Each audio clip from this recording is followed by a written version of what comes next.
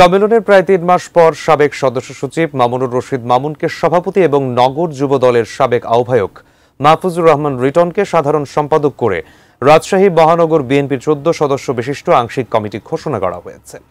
বিএনপির সিনিয়র যুগ্ম মহাসচিব রুহুল কবির রিজভী স্বাক্ষরিত এক বিজ্ঞপ্তিতে এই কমিটির কথা জানানো হয়।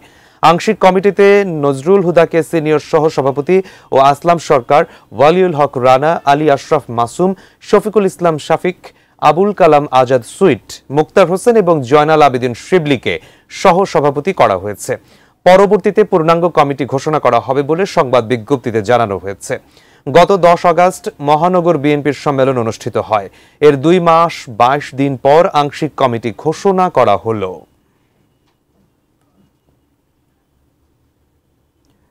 সিলেটের ওসমানী নগরে প্রাইভেট কার এবং বাসের মুখোমুখি সংঘর্ষে 2 জন নিহত এবং 5 জন আহত হয়েছেন। শনিবার সকাল 10:30টার দিকে উপজেলার দয়ামির এলাকায় এ দুর্ঘটনা ঘটে। পুলিশ জানায়, দয়ামির এলাকায় সিলেটগামী একটি প্রাইভেট কারের সঙ্গে সিলেট থেকে হবিগঞ্জের উদ্দেশ্যে ছেড়ে যাওয়া বাসের মুখোমুখি সংঘর্ষ হয়। এতে প্রাইভেট কারের যাত্রী ওসমানীনগর উপজেলার মজিদপুর গ্রামের সুবিদ মিয়ার ছেলে হারুন মিয়া ঘটনাস্থলেই নিহত হন। পরে হাসপাতালে নেয়ার পর হারুন মিয়ার মেয়ে আনিসা বেগম মারা যান। এ ঘটনায় আহত হন 5 জন। তারা সবাই প্রাইভেট কারের যাত্রী। তাদের উদ্ধার করে হাসপাতালে পাঠানো হয়েছে।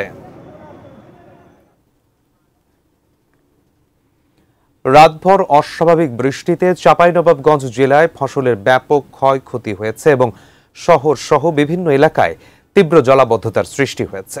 গত 10 বছরে একদিনে এমন বৃষ্টির রেকর্ড নেই জেলায়।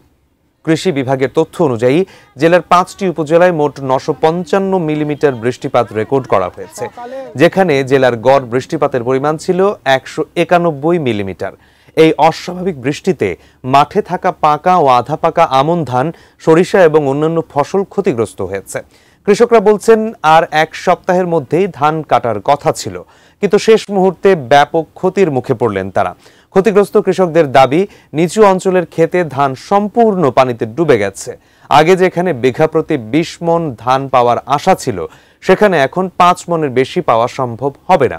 চাঁপাইনবাবগঞ্জ কৃষি সম্প্রসারণ অধিদপ্তরের উপপরিচালক মোহাম্মদ ইয়াসিন আলী জানান, বৃষ্টিতে ফসলের যে ক্ষয়ক্ষতি হয়েছে তা নিরূপণের চেষ্টা চলছে। রাতভর বৃষ্টির কারণে চাঁপাইনবাবগঞ্জ শহর সহ বিভিন্ন এলাকায় তীব্র জলাবদ্ধতা সৃষ্টি হয়েছে। দেশের খবরের পর্যায়ে নিচ্ছি ছোট্ট আরও একটি বিরতি। ফিরবে কিছুক্ষণের মধ্যেই, সঙ্গেই থাকুন।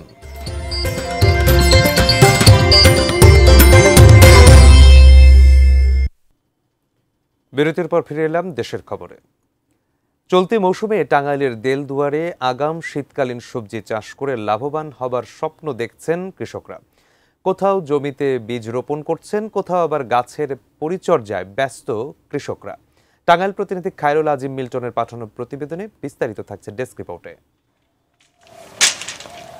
টাঙ্গাইল জেলার দেলদুয়ার উপজেলা। এই এলাকায় প্রায় সারা বছরই কোনো না কোনো ফল, ফসল ও সবজির আবাদ হয়।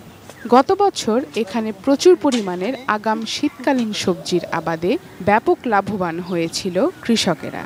আর তাই এবছরও শীত শুরুর অনেক আগে থেকেই শুরু হয়েছে ফুলকপি, বাঁধাকপি, পটল, টমেটো, বেগুন সহ শীতকালীন সবজির চাষ। মৌসুমের শুরুতেই শীতকালীন সবজির ভালো দাম পাওয়া যায়। এ কারণেই কৃষকেরা শীত শুরু হওয়ার আগেই শীতকালীন সবজির আবাদ শুরু করেন।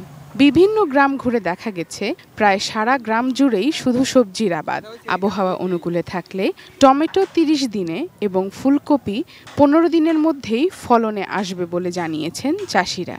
প্রতি বছরই আগাম আমি চাষ করে থাকি, বিশেষ করে কপি প্লাস টমেটো। আগাম করলে পরে একটু দামটা ভালো পাওয়া যায়, আর পরে তো একবার গেড্ডা মেরে যায়, তখন দামটা একটু কমে যায়। কাঁচা টমেটোটা বিক্রি করতে আমরা লাভবান হই। কৃষি অধিদপ্তর থেকে এবার আগাম শীতকালীন সবজির চাষ বৃদ্ধি সফল করার লক্ষ্যে কৃষকদের মধ্যে উন্নত জাতের বীজ, সার ও কীটনাশক সরবরাহ নিশ্চিত করা হয়েছে। আগাম শাকসবজি চাষের উদ্যোগ নিয়েছি।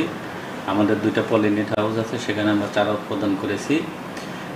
তারপর মাঠের কৃষকরা আগাম প্রস্তুতি নিয়ে কিছু সবজি চাষ করছে। আমরা আশা করতেছি আমাদের লক্ষ্যমাত্রা অর্জন করতে সক্ষম হব এবং বাজারে বর্তমানে যে সবজির মূল্য আছে, কৃষকরা এতে লাভবান হবে বলে আমরা বিশ্বাস করছি। Sharjana Ananya, desk report, ATN news. এই ছিল দেশের খবরের আজকের আয়োজন। কাল আবারও দেখা হবে একই সময়ে। সঙ্গে থাকুন, দেখতে থাকুন ATN নিউজ। ধন্যবাদ।